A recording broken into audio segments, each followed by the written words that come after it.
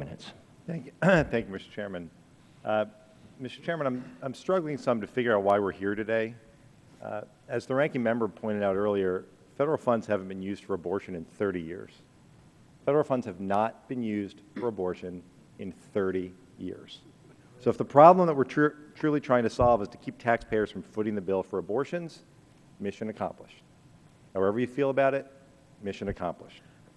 But keeping taxpayer funds away from abortion isn't why we're here. Instead, this committee, on a regular basis, seems intent on picking away at a constitutionally protected right with misleading backdoor legislation. Whatever your personal feelings about abortion, and whether you would want a woman in your family to make that choice or not, we must all recognize that that woman has a constitutionally protected choice to make about her own body. To create new restrictions on the coverage of abortion by private insurance companies in the guise of taxpayer protection, I think is outrageous. And I have some questions for the witnesses that I'd just like to probe. Mr. Durflinger, starting with you. I respect entirely your belief, based on sincere and strongly held religious tenets, that abortion is wrong. I have the same respect for my colleagues, so many of my colleagues on this committee. But here's where we disagree.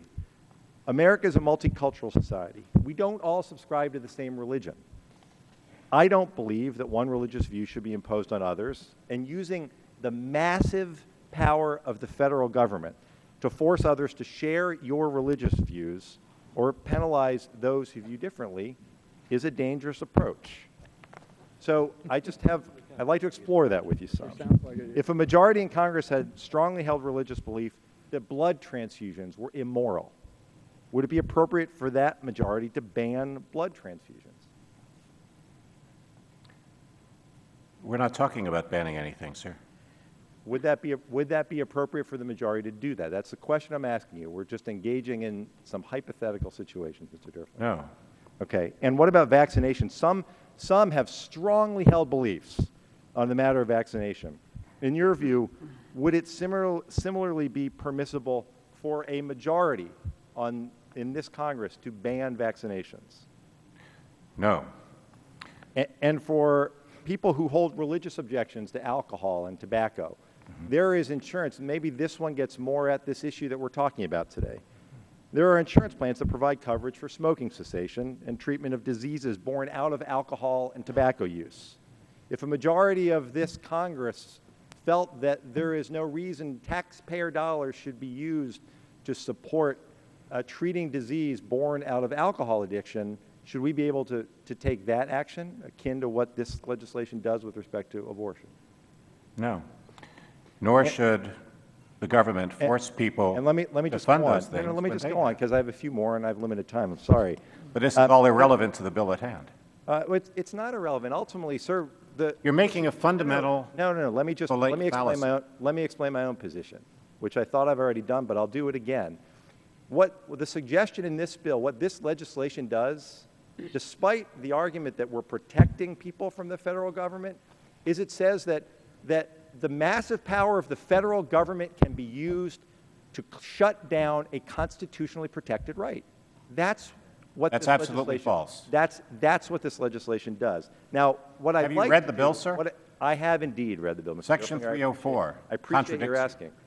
And the other thing that's so troubling to me, I have one more question, just on the same topic, just to finish out the list. Embryonic stem cell research. Now, I know that embryonic stem cell research, despite its potential life-saving revelations, is controversial in some parts. Should Congress be able to impose tax penalties on people who purchase insurance policies that cover cures that were devised from embryonic stem cell research?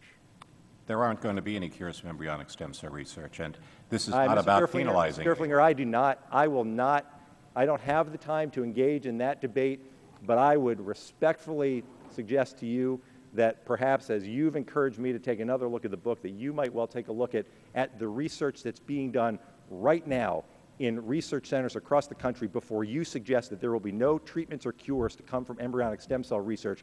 And for all of the people, for all of the advances who have been made and the people whose lives could be improved by it, I'd ask you to reconsider. And finally, I would just suggest to Professor Alvarez that she is exactly right when she says that what we ought to be doing is focusing on a real women's agenda. I agree.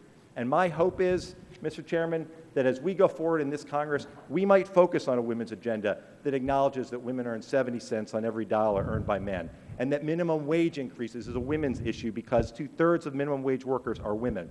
And then if we raise the minimum wage 30% lower than, which is 30% lower than what it was in 1968, that we will see an immediate reduction in poverty among women.